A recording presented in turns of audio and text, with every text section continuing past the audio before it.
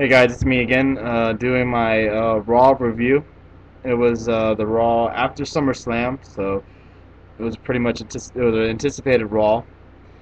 It was all right. It had its moments to where it was real good, and then it had its moments to where you're like, come on now, hurry up.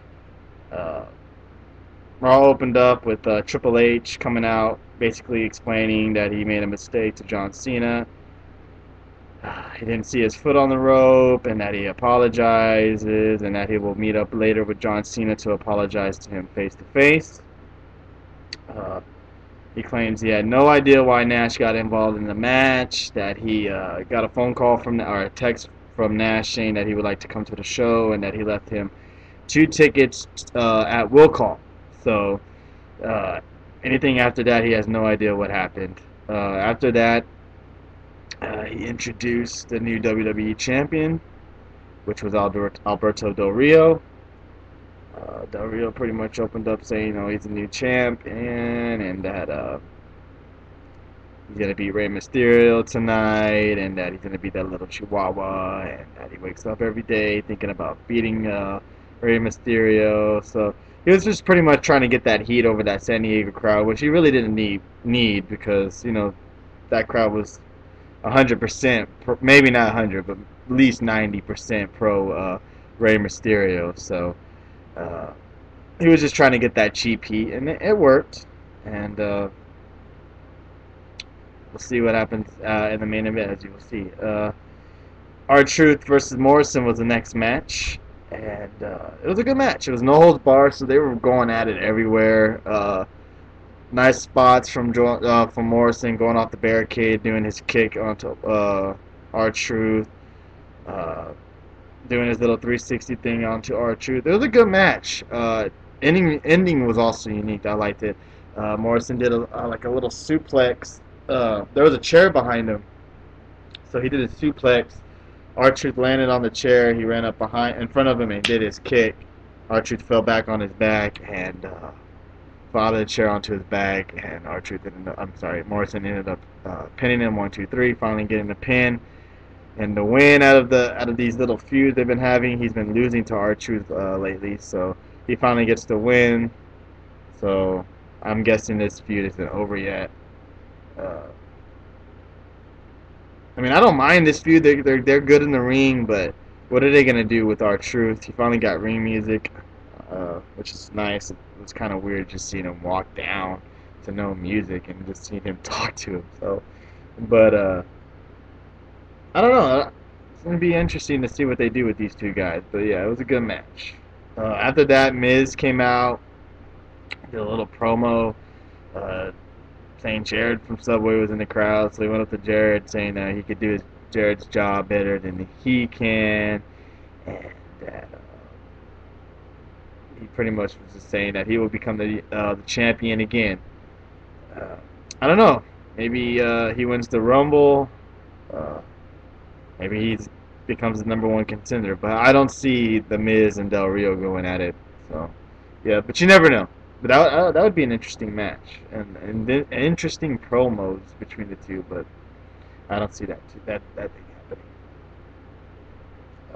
That was also a little thing that was like, come on now, was that really needed? It was basically a kind of a pointless promo to me. You really didn't get any heat behind it or nothing. So hopefully next week he's in a match or he does something crazy on the mic. But I don't like how they're not having really the Miz do anything right now. He's not even on a title run, any kind of title run. I know people don't like The Miz very much, but I think he has improved a lot, and he's definitely good on the mic. Just they've already given him one chance. Maybe he dropped the ball, and maybe next time that they've given him another chance, he can do a better job with it. But anyway, after that, there was a Diva match. It was a tag team match, Eve and Kelly versus the Bellas. It wasn't that good of a match. But Kelly and Eve ended up winning that match. After that, we had Riley versus Swagger with Dolph and Vicky at ringside. It was pretty much Vicky and Dolph dogging JR for some odd reason. I don't know what's going on with them. Uh, Riley in the Swagger match is pretty good. Even though Swagger had trouble getting Riley up for his finisher, I don't know if maybe he was just tired or he just maybe they were sweating. He couldn't get a good grip on him, but he couldn't lift him up. But he finally got it after the third attempt, and with a little help from Vicky to help get that win. So I'm guessing we're gonna probably see Night of Champions Riley versus Dolph. That's my prediction, but um, who knows with that. After the match, Dolph grabbed JR's hat and stepped on it. I don't know what they're doing with that. I don't really like that shit. I don't like how they're doing with JR. And Cole needs to shut up and let JR talk more, please. But after that, Swagger approached Vicky in the locker room and saying that he would love to have her as a manager and that maybe she should start venturing out to other wrestlers as well.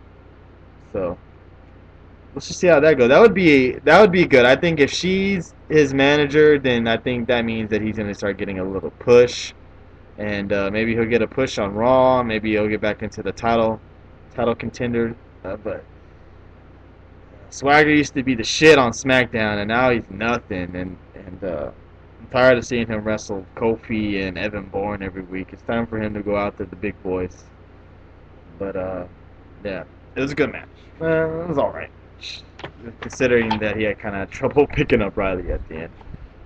After that was a tag match. It was McGillicuddy and Otunga versus Kofi and Evan Bourne. This was actually a pretty good match, surprisingly, because I do not care for Otunga at all. I do not think he needs to be there. McGillicuddy's alright. He has an upside to him. I think he just needs to be by himself and not in a tag team. But Otunga sucks. I don't have no idea why he is a tag team championship.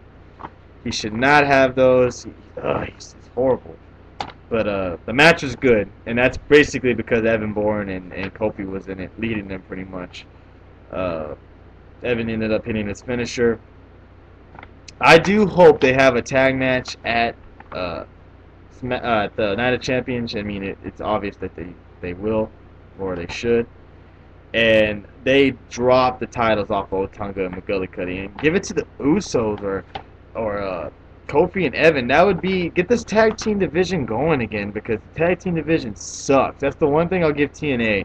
TNA has at least has a good product in their tag team division. WWE's tag team division sucks. It's horrible.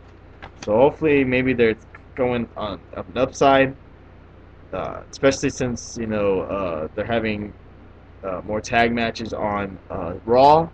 Maybe they can get some more guys together. But Kofi and Evan, that was a good little tag team, and they work well together. So hopefully WWE keeps that up. After that was the main event. It was Del Rio versus Ray. It was a good match, back and forth. You can tell Ray is hurt. Pretty much the whole match, he was limping. He was grabbing at his knee.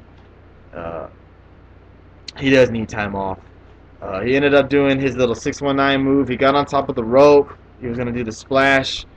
Del Rio ended up putting his knees up and cradling him for the win. 1, 2, 3. It was a unique finish. It was different. Nothing the same as usual. I think the fans were shocked to see Ray lose more than anything.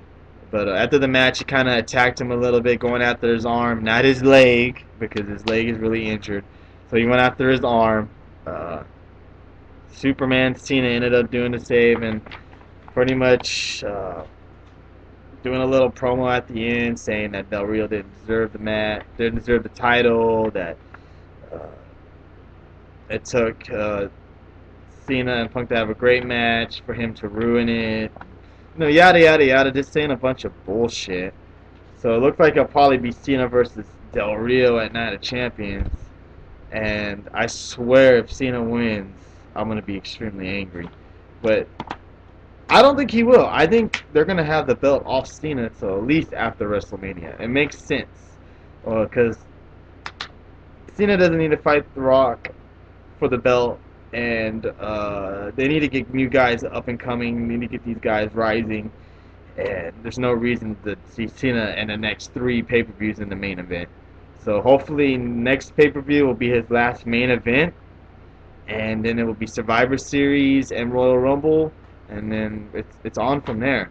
I'm curious to see what they're gonna do at Survivor Series with Cena, especially since The Rock will be there. So they maybe have a rematch. Rock costs him the match. I don't know what they're gonna do. I don't know if they're gonna make Cena go heel or not. I don't know. These storylines are crazy. It looks like it's gonna be CM Punk, Kevin Nash, and I think it was Stephanie. I think Stephanie stole Triple H's phone and texted Kevin Nash telling him to take him out. I think Laurinaitis is in with Steph. I don't know. It's getting crazy, and the next couple of Raw until the pay-per-view should be very interesting. Because they got a lot of time to kill until that next pay-per-view starts.